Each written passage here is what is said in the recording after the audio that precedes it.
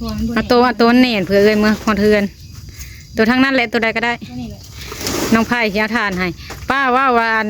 บ่เอาก็ได้พี่น้องแต่เพิ่นอยากเอาให้ก็เสียเอาแล้วพี่น้องบ่ได้เอาสมมาจากเลยเนาะเต้าก้อนก็บ่ได้เอาไว้ให้ขายเพราะว่ามาห่อนเอาได้เถื่อก่อนกะอันนี้ยังบ่ได้ห่อนสั่งยังหลายแต่ก็มาห่อนเรื่องหมู่ว่า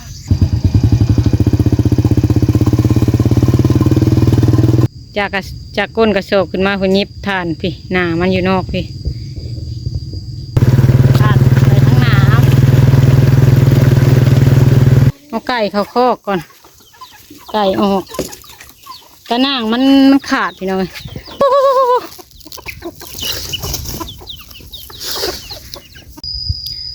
โดยกราบสบายดีและสวัสดีเด้อพ่อแม่พี่น้องเบิดสุขสุขคนเนาะหลังจากออกมาแต่ป่าเฮ็ดเลยพี่น้องเลยออกมาแล้วก็พอดีว่าน้องไผ่เพิ่นเอาให้ป้าเอาถ่านเมื่อเจ้าเล็บน้อยก็ว่าบ่เอาพี่น้องบอกน้องไผ่กับน้องชายเพิ่นเผามาหลายเตาแล้วก็ว่าบ่เอาไว้ให้น้องขายเพิ่นก็ว่าอยากเอาให้พี่น้อง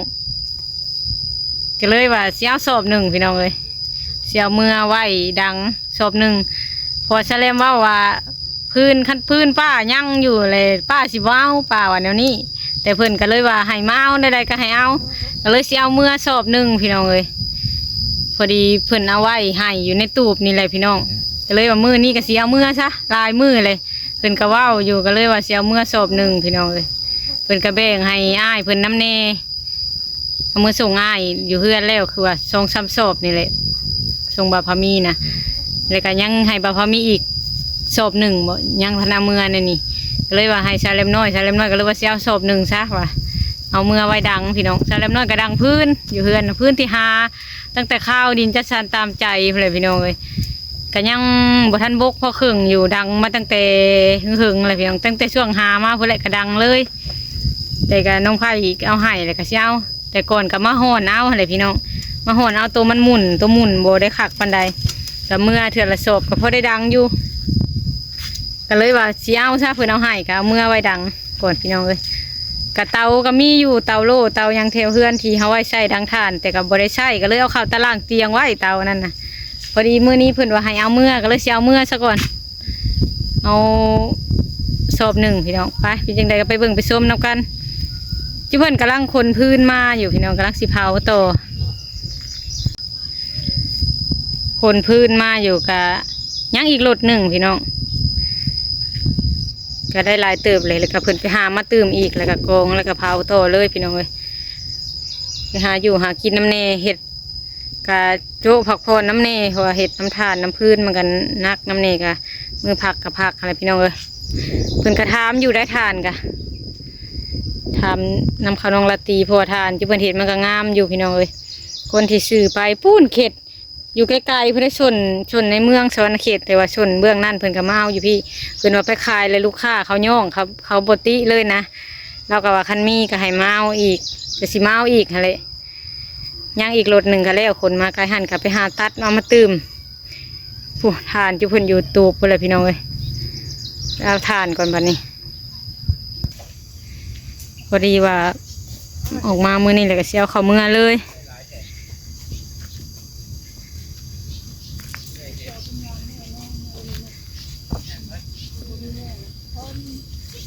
จักสอบทานจุเพิ่นกันเขาก็ทำซื้ออยู่ในห้างน้ำเขาก็จะได้สอบหนึ่งแต่จุเพิ่นวันมันเบิดแล้วแต่ก็สิแบ่งให้ข้าเจ้าน้ำข้าเจ้าทำซื้อเด้ต้มผ้าจะมันหนาว ตุ้มผ้าไว้อยู่ทานกับพี่น้องเลยอย่ามันหนาวเลยลมเดี๋ยวยัง3 ศพเอาไปให้อ้ายถอดแกะศพก็มันตกว่าต้นเหลือนี่ก็ไปหายไปเลยเลยเอาศพเดียวก็พอก็จะเอาตัวใดใช่ว่าเขาทำซื้อไปได้ไปให้เขาบ่ใช่บ่แล้วว่าเธอหนามีแต่ใบดังสบายดีเด้อมีแต่ใบดังยังคนนี้ได้แล้วกับแล้วว่าบัตรเผาคนเนี่ยแล้วเอาเปล่าเดียวนึงแล้วว่าเราใส่รถจักรเมื่อว่ายันว่าได้ยังเอาไปดังก่อนเปล่าหนึ่งแล้วก็เนี่ยว่าเอาอะไรตัวนี้พอเอาตัวเน่นเผื่อเอ้ยเมื่อคอนเทือนตัวทั้งนั้นแหละตัวใดก็ได้น้องไผ่เสียทานให้ป้าว่าวันบ่เอาก็ได้พี่น้องแต่เพิ่นอยากเอาให้ก็เสียเอาแล้วพี่น้องบ่ได้เอาสมมาจากเลยเนาะเต้าก้อนก็บ่ได้เอาไว้ให้ขายเพราะว่ามาห่อนเอาได้เถื่อก่อนกะอันนี้ยังบ่ได้ห่อนสั่งยังหลายแต่ก็มาห่อน เอาให้บ่าวพอมีตัวนั้นพี่น้องเอ้ยเจ้าเล็มน้อยก็เอาศพหนึ่งพอได้เมื่อไว้ดังใส่ทั้งหลังจับเอาก็ได้เอาขึ้นรถได้เลยพี่น้องเอ้ยไปเอาอีกเปล่าหนึ่งเพราะว่าสิไปพุ่นเลย ฮะ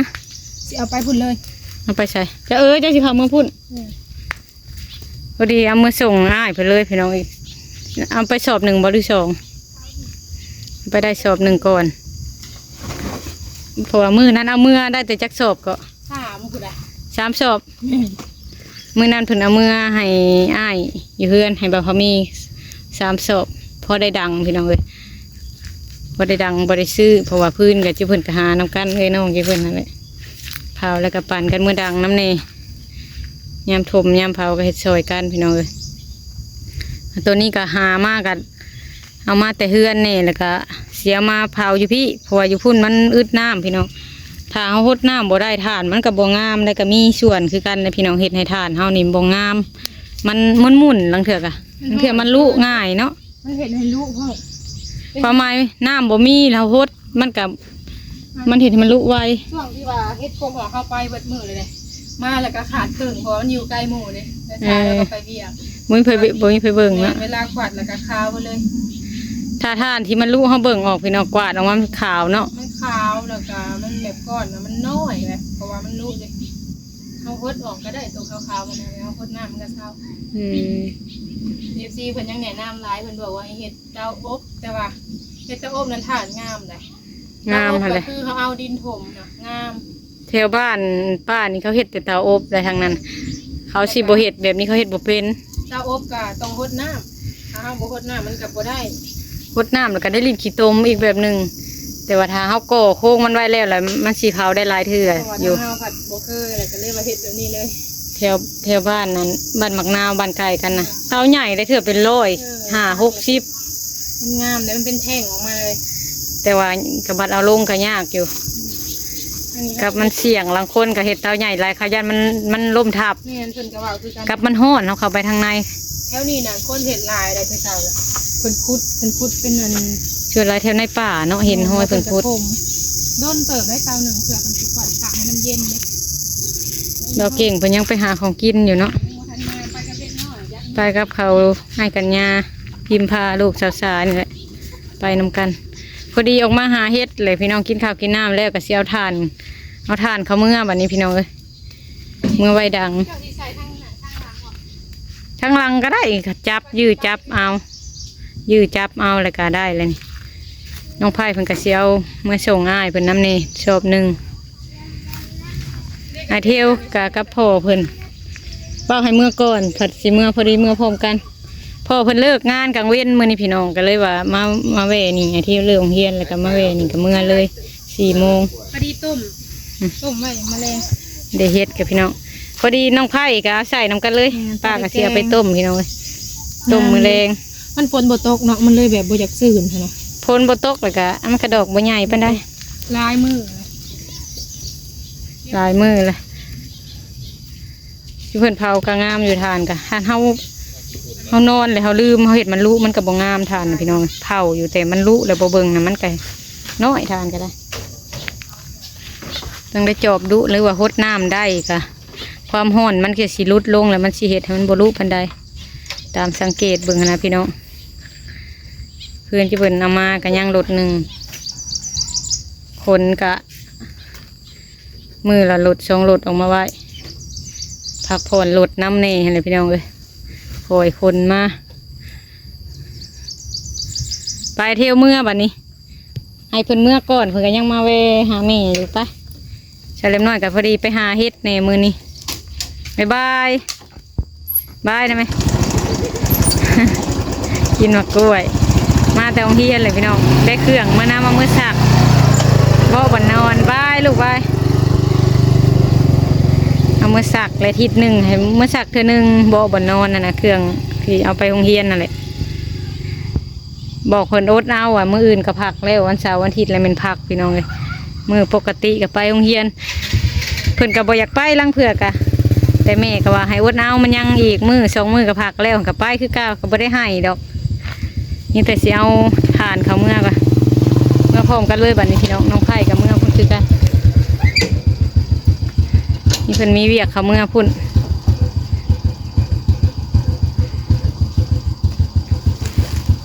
ชอบใหญ่ได้อพี่น้องเลย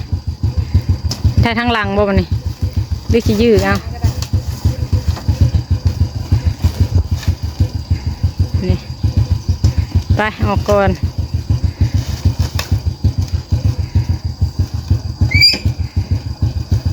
ได้บ่บ่ถึกเสือบ่เอ็ดขึ้นอีกครับทั้งหลังกะมือยื้อมาจับเอามันก็บ่ได้อันนั้น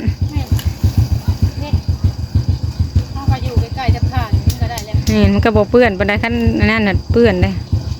ไปไปก่อน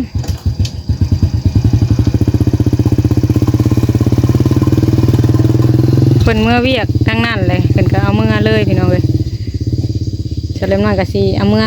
ของสเลมน้อยต่างหากนี่ทานก็เต็มศอกคักให้ได้ยาวมันนิบปากมันขึ้นมาบักสูงพี่น้องจากกระสอบมันน่ะ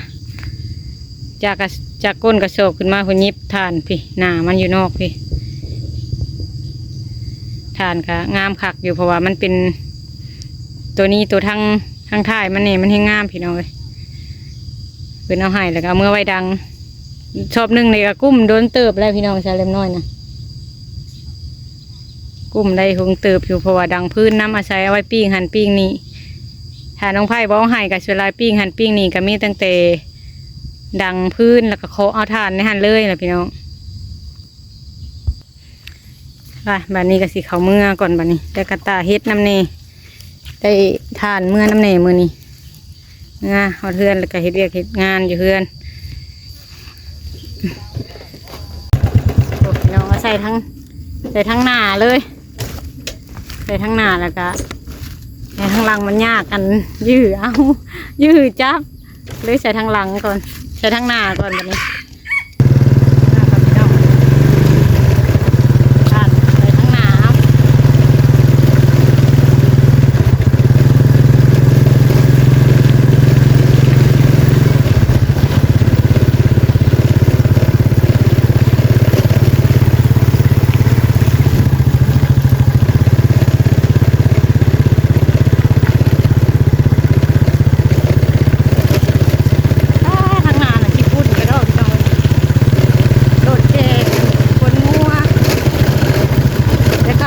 พอกงัวในทางเมื่อนี่ว่ากลางคืนกับรถ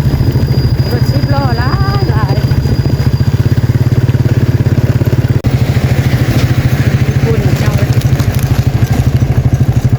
เขาเห็ดพอกงัวอยู่ทางเมื่อ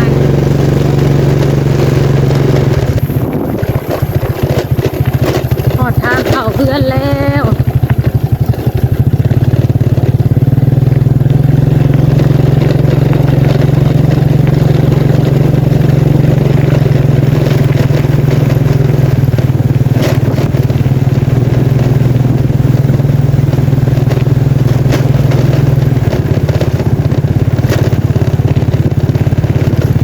เพิ่นตัดทางสื่อเขาเชิ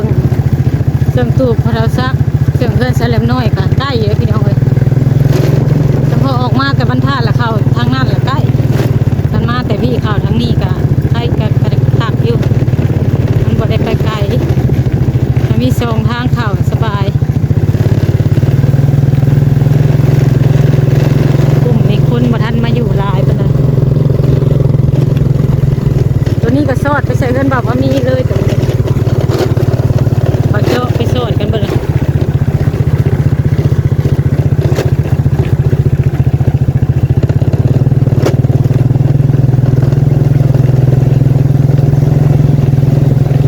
พามาหลอก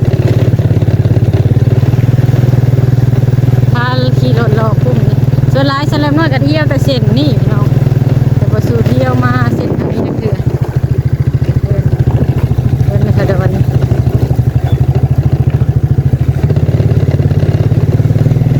มาหลอกเส้นนี้ก่อน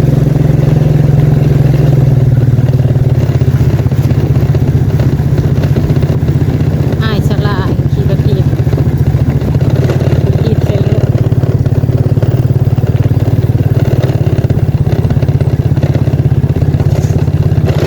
โอ้คักเนาะรถพ่วงเนาะ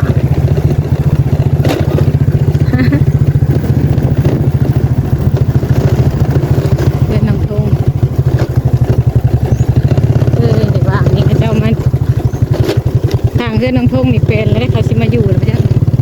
มาเห็ดหัวแล้วคนเดี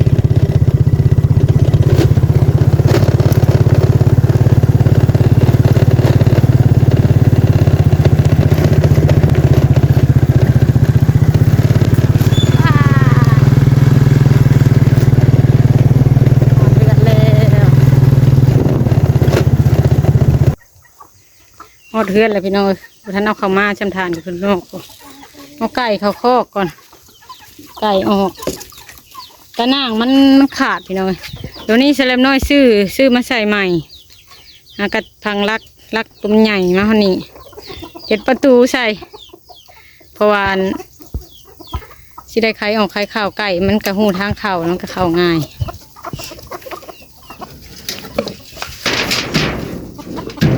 โอ้ยปลาสีใส่อยู่คอกมันประตูน่ะบ่ได้พี่น้องเพราะว่าไก่ตื่นมาแล้วก็อยากออกโลดคันว่าเฮามาเห็ดอยู่พีดอยู่พุ่นบ่ใส่ก็ได้มีแต่ว่าไก่ตื่นมากก็ออกมันย่างออกแต่เด็กหาเขี้ยกินน้ำสวนมื้อนี้แหละ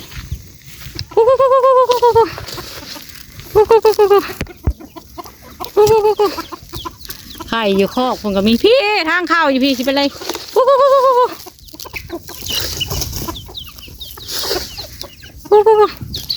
ไข่อยู่ห้างผมก็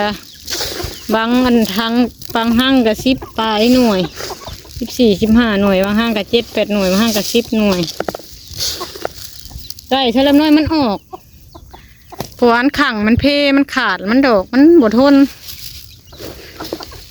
มันหลักออกไปมือนั้นยันมันไปเข่าเฮือนเขาเจ้าเลยยันเขายิงเอาหรือเปล่าจ๊ะโบเห็นตัวหนึ่งจะได้น้อยนอนกับบรับพี่น้องเลย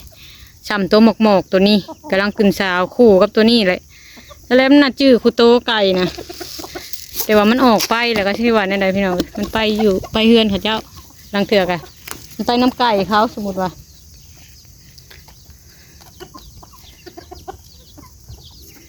มันกำลังไข่อยู่คอกกู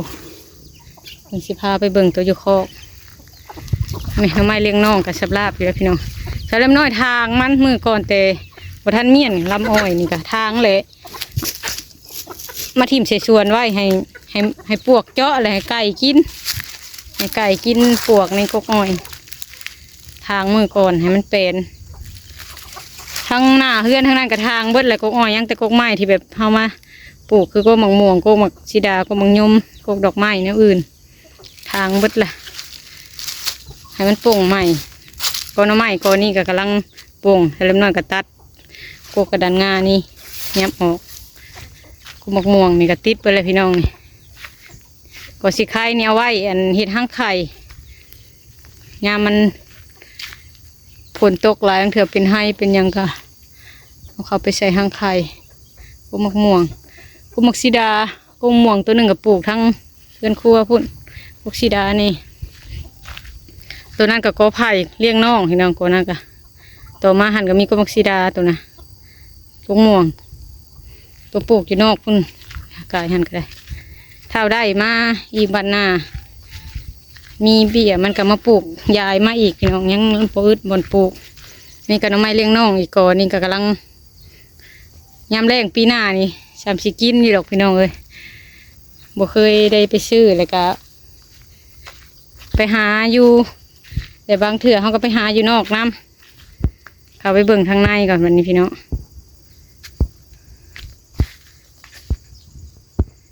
มาซ้อมเบิ่งไก่ก่อนเบิ่งเข้ามาทางในได้จักหน่วยเลยหางนี่รู้สึกว่าไข่หลายหน่วยอยู่ได้เบิ่ง2 4 6 2 4 6 8 2 4 6 8 10 11 หน่วยตัว11 หน่วยหางนี่11หางนี่สงสัยคาเมเริ่มอยากผักแล้วไปจังตัวนี้ก็10 ปลาย45ตัวนี้ก็ไข่ผักตัวนี้กำลังผักมันบริสุทธิ์ออกเลยหางตัวนี้เห็ดไรอาศัยว่ายามพูดแหละเผื่อวิทย์พลไปนี่แหละลูกมันก็เอาเลี้ยงตามธรรมชาติพี่น้องเผื่อมันเรือเป็นเรือพลตกห้ามพี่น้องเรือมันเงามันยังผูกไก่น้อยเนี่ยเขาเลี้ยงตามธรรมชาติบริเห็ดโคก อันนั้นนี่ต่างหากเลยกะไปน้อยกะเรือเท่าไรก็เอาพอเฮาเลี้ยงแบบปล่อยเลี้ยงแบบธรรมชาติพี่น้องบ่ได้เห็ดตามระบบคือเพิ่นหั่นนะหญ้าก็เริ่มขึ้นอีกเลยส่วนตัวนี้เอาไว้เลี้ยงไก่ค่ะพี่น้องตะกี้ก็ปลูกเครื่องปลูกผักอะไรพี่น้องแต่ว่า มันเมื่อยเพราะว่าใช้ลำน้อยคุดใช้คุดเอาตะกี้คุดจนเบิดนี่เอาจกคุดเนี่ยจนเบิดนี่เต็มข้าวมาอยู่ใหม่ไอเทวยังน้อยคุดปลูกดอกไม้คุดปลูกผักตะกี้แล้วก็เหือแห้งเฮามันก็เมื่อยคือกันเลยพี่น้อง เลยยุดซะก่อนเลี้ยงไก่เอาซาบันนี้พอได้จุนเจือในครอบครัวไก่ก็อ้อยทั้งหน้ากระถางจงไว้อยู่ทั้งหลังทางให้มันเป็น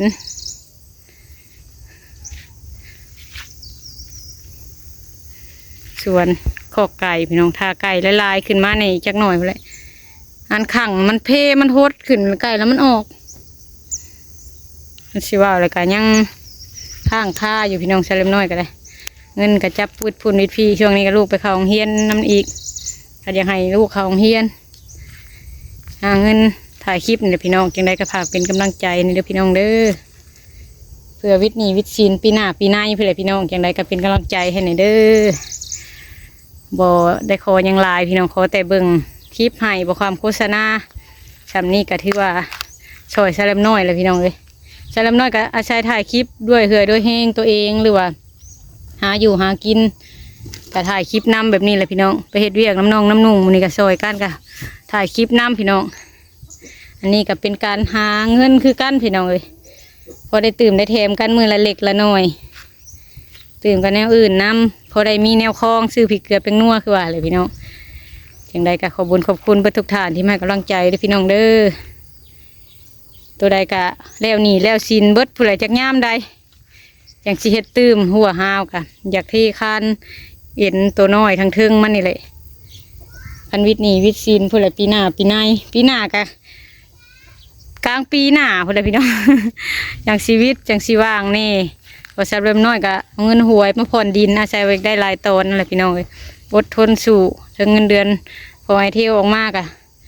ใส่ค่าหวยค่ายังจะถ่ายคลิปกับพ่อตื่มกันได้อยู่ได้กินไปเนี่ยแหละพี่น้องดีกว่าอยู่ล่าเขาต้องเอาตัวนั่นใส่ตัวนี้เห็นเลยพี่น้องจังสีตูดทูไปจังได้คลิปนี้ก็ขอจบคลิปก่อนพี่น้องขอบคุณเพื่อนทุกท่านที่มากำลังใจเด้อพี่น้องเด้อขอบคุณแม่บุญทวีหลายๆที่เพิ่นช่วยลูกมาตลอดก็คือเห็ดหัวเห็ดน้าวนี่ก็แม่เพิ่นเป็นผู้ช่วยทุนมาให้ลูกทั้งนี้ก็เป็นผู้เห็ดเองพี่น้องแต่คือบ่ได้จ้างเงินคนอื่นมีแต่เห็ดเองเบิดน้องนุ่งมาคุดซอยแล้วหัวหลังห้าวมาตั้งซอยตีดินบล็อกนี่ก็เซเลมน้อยก็เหือเฮงตีเอาเมื่อยซ้ำได้ก็สู้พี่น้องเลยจนว่าอ้อมเบิดแล้วพี่น้องการงัวกันยังเข้าบ่ได้เลยงัวนะพี่น้องเลยตัวไปหันไปหนีมาหันมาหนีก็สะดวกสบายบัดนี้จังใดก็ขอบคุณแม่หลายๆให้แม่อยู่ดีมีเฮงเด้อแม่เด้อเอาสำหรับคลิปนี้ก็ขอลาเลยพี่น้องสบายดีเด้อพี่น้องเด้อ